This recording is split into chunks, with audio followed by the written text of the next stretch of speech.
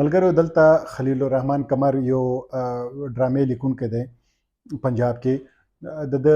نوې ویډیو راغلی ده چرته په دې سوشل میډیا باندې. د دې ویډیو کې څه کنټینټ دی او ولې دی څنګه جوړ شوی دی، د جینۍ خواله څنګه تللی او ولې تللی و، دا خو به تاسو په سوشل میډیا ګورئ هم، کتلی به هم وي، تاسو ته به ټول انفارمیشن هم وي، کیدای شي دا ویډیو هم بس تاسو سره وي. زما چې کم نن په دې باندې خبره کول دي هغه د دې ده چې په دې سماج کې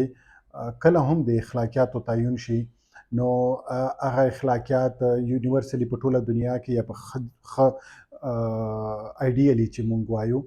چې کېږي، بیا دا داسې کېږي چې د ضرورت په بنیاد باندې اخلاقیاتو تعین کېږي، یو ډانچه جوړیږي. مثلا داسې ضرورت را پیښ شول، بیا ووایي چې دغسې پکار دي، داسې سماج په خپله دا فیصله وکړي. خو بیا د هر سړي سره دومره کار نه وي چې دومره غور وکړي. بیا په ظاهره خبره ده په دې معاشره کې، په سماج کې، په ریاستونو کې داسې خلک وي چې په مختلف شیانو باندې غور کوي، نو په دغه رنګې په اخلاقیاتو باندې غور کوي، په دې دغه شانته د خلکو اخلاقي ضرورتو باندې هم غور کوي. دغه اخلاقي ضرورت چې دي یا اخلاقیات دي، د دې دپاره چې کم خلک نامدد غوښتل کېږي، کوم خلک نه مشوره واخیستل کېږي، ډېر کره وي په کول و فعل باندې، چې څه کوي او څه وایي، په دې کې ډېر کره وي، تضادات نه وي پکې. ښه که چېرته په یو ځای کې د داسې خلکو نه مشورې اخیستل کېږي د اخلاقیاتو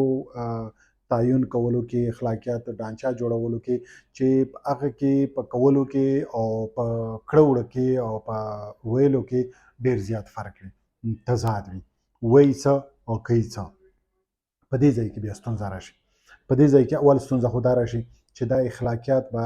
د چېرته د بل ځای نه راخیستې وي، د ضرورت په بنیاد نه دي، دا د خلکو دپاره نه دي، د خلکو ژوند اسانتیا دپاره نه دي، خلکو ژوند مشکلولو دپاره دي. د دې زه یو مثال هم بیا درکوم وروستو. ښه اوس داسې وشول چې په د خلیل الرحمن قمر چې دی، د دې د ښځو د ازادي، د ښځو د اختیار،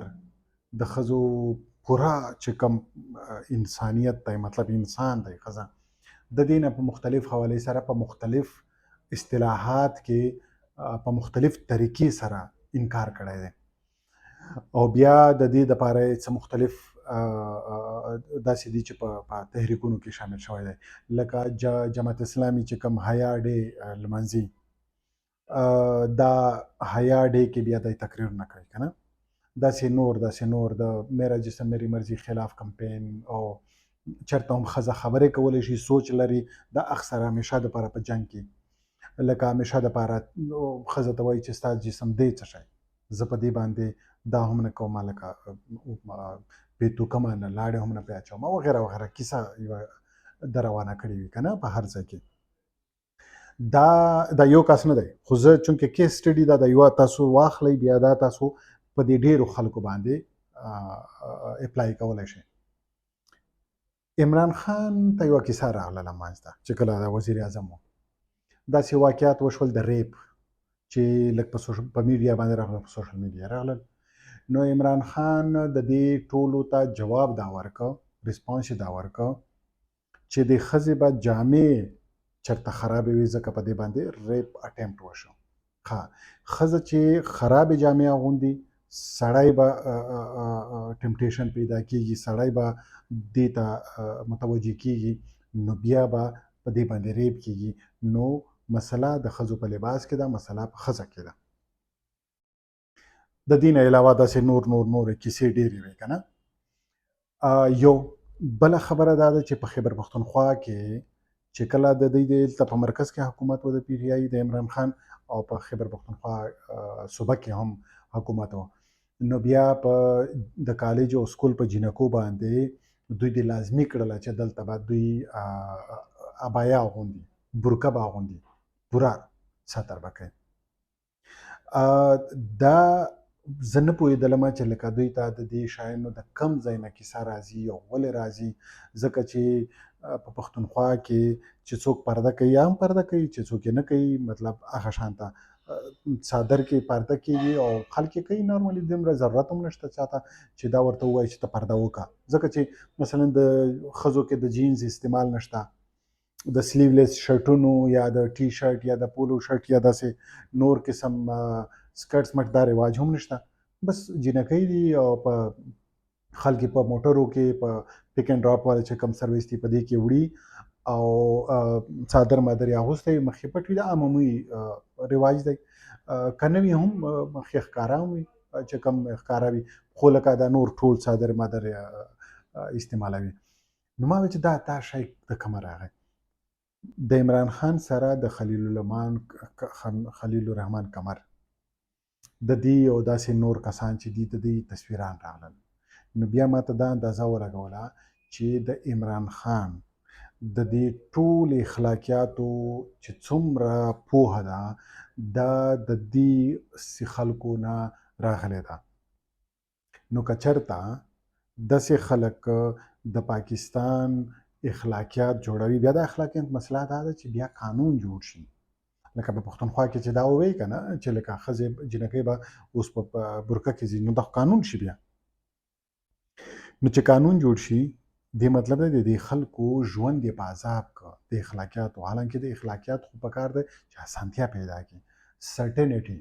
پیدا کړي که نه یقیني صورتحال وي پکې ته هر شی معلوم وي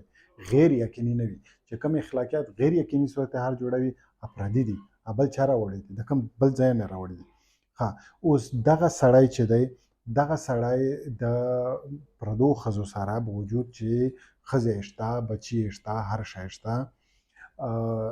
چېرته مونږ به دومره رعایت کړی وه که چېرته یې ښځه نه وای خپل بچی یې نه وای مونږ د ویلي وای چې ټیک ده چا سره تللی دی که نه داسې یو څو زمونږ په شان ته به چېرته آزاد خیالي وای دوی به ویلي وای چې ځه ټیک ده د جینۍ هم واده نشته د ده هم واده نشته دواړه ځوانان دي او چېرته به غلط شوي وي خو دا خو بقاعده لکه ډېره دنیا لیدلې ده داسې هم نه ده چې ښځې نه دي لیدلې د دې مطلب دا دی چې صرف د یوه ویډیو راښکاره شوله دا یوه کیسه راښکاره شوله نور به څومره زیات په خپل کیریر کې هراسمنټ کړی وي څومره جنکۍ څومره ښځې بیا مجبورې کړي وي نو زما ټوله مسله دلته پیدا شي چې همدغه خلک راځي بیا جماعت اسلامي حیا کې ورځ کې حصه اخلي دغه خلک راځي عمران خان ته یا نواز شریف ته یا د پنجاب چې څومره سیاستدانان دي دوی ته بیا دا چل ورښیي چې ښځه به څنګه ژوند تېروي ښځه په اسلام کې څنګه ده دغه خلک به راځي دلته یو بل ډرامه هم شته د تاغوت وال یو کس دی همیشه پابند مشهور هم شته تاغوت په کیسه نو هم لوی ډرامه ده عجیبه عجیبه غوندې خبرې کوي دعا په سپیډ اف لایټ نه تیزه ځي بل شی داسې شي بیا داسې شي عجیبه غوندې ځان مشهورولو دپاره کیسه کوي خو دلته پښتانه ته څه کول پکار دي زه تاسو ته یو دوه کیسې کوم د دې نه به تاسو ته اندازه ولګي چې دا تضاد چې کم دی په وینا او په غږ کولو کې دا څومره فرق دی په پښتونخوا کې چې کله دغه دوی ووایي چې فرمان جاری کړ چې دا جنکۍ به اوس په ابایا کې ځي په برقه کې به ځي کالج ته نو په دې کې به په پنجاب یا داسې نور داسې د ټیک ټاکرز او سوشل میډیا بلاګرز بل شی دا ټول راوچت شول ایون د میډیا دا راوچت شول وویل چې دا ډېر ښه کار دی ډېر د پردې کار دی ښځه به محفوظه وي اوس جنکۍ به محفوظه وي په دې کې یوه جنۍ وه ما په سوشل میډیا پوسټ هم کړی آفتاب اقبال د دې په خپله دا په پارکونو کې ګرځېدله په وخت کې هم داسې جامې به یې اغوستې چې سلیوز مطلب لاستوني به یې نه وو عجیبه غوندې لباس به یې و عجیبه ځکه ورته وایي چې په پښتونخوا کې نه اغوستل کېږي دا لباس به یې و نو دا به د خلکو سره داسې ډول مینینګ سوالونه نه وي لکه مطلب چې داسې معنی راځي چې لږ اډلټ معنی هم راځي پکې سمه معنا هم وي مطلب بدله معنا هم وي او خلک پکې په کنفیوز کوي نو هغه سوالونه بیا تپوس کوم نو دې باقاعده کمپین چلوه چې دا ډېر ښه وشول بیا یوه ورځ داسې وه ما احتجاجاً د افغانستان کې چې ښځو به په میډیا کې پابندي طالبانو لګولې وه چې تاسو به برقع اغوندئ مطلب مخ به پټوئ نو په هغه کې ما په خپل یو پروګرام کې په مخ باندې تور ماسک اچولی و. نو هلته یوه جینۍ وه په دې ټي وي کې کار کوه. نو ما ته وویل چې دا تا ولې وکړل، دا څه شی و؟ ما ورته وویل چې دغسې یو کار و، طالبانو دغسې ښځو ته حکم ورکړی دی. نو زه د دوی په یخجدۍ کې د ښځو سره هغه کومه، ملاتړي کومه، دا پروټیسټ کې دا حصه اخلم. نو وویل چې دا خو ډېر ښه کار نه دی، ښځه به محفوظه نه وي. او د هغې جینۍ ښایسته لباس اغوستي، خو داسې لباس و چې هغه مطلب زمونږ په علاقه کې نشي اغوستل کېدی که نه.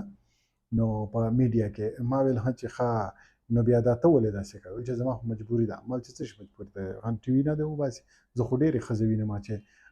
په جامې اغوستې وي، شلوار کمیس یې اغوستی وي، مطلب دوی خپل میډیا کې کار کوي. نو تا خو د چې کوم شی اغوستی دا خو دا نه ده. نو دا بیا زمونږ دپاره، پښتنو دپاره بیا امارات هم راولي، زمونږ دپاره شریعت هم راولي، او بیا دغه خلک حکمرانانو ته، سیاستدانانو ته د پنجاب دې ته سبق هم ښایي چې تاسو به کم کم اخلاقیات په کم کم ځای باندې ورتپئ، او بیا د دې نه به تاسو څومره ښایسته معاشره جوړوئ. نو دا هم کار ورسره کوي. نو بیا د دوی کیسه به چې څنګه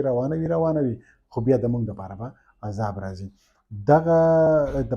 پاکستاني ډرامې چې دي، ما ډېر خلکو ته ویلي چې مه ګورئ. په دې کې دننه بټوین د لاینز داسې میسیجونه وي که نه، چې ستاسو په ذهنونو اثر کوي. جینکو ته وایم چې کشران زموږ سره په دې ټریننګونو کې څومره کشران جینکۍ دي، په خپل کور کې چې کومې جینکۍ دي، خویندې دي، ورېرې دي، دې ټولو ته وایي چې مه ګورئ. د دومره ښه خلکو لیکلي دي که نه، چې ستاسو سوچ هم نشي کولی چې څومره ښهوالی دی د دوی په ذهن کې. دې خلکو چې لیکلي دي که نه، اوس مونږ ته پکار ده چې د پښتانه هر کور کې بایکاټ وکړي د دې ډرامو نه. پښتانه په هر کور کې د پاکستان، د پنجاب، د لاهور د دې ټول کنټنټ نه بایکاټ وکړي، مطلب پرده وکړي دنه بقاعده، چې په میډیا راځي، په ټي وي راځي، بقاعده مونږ مخ ته نه پټوو، سترګې ته نه پټوو، داسې پرده کول پکار دی. که نه وي بیا به یو پی ټي آی حکومت، یو بنګش، یو پلانی چې کوم د پی ټي آی ول خلکو، دا به هلته زمونږ په وړو جینکو باندې پرکا اغوندي. بیا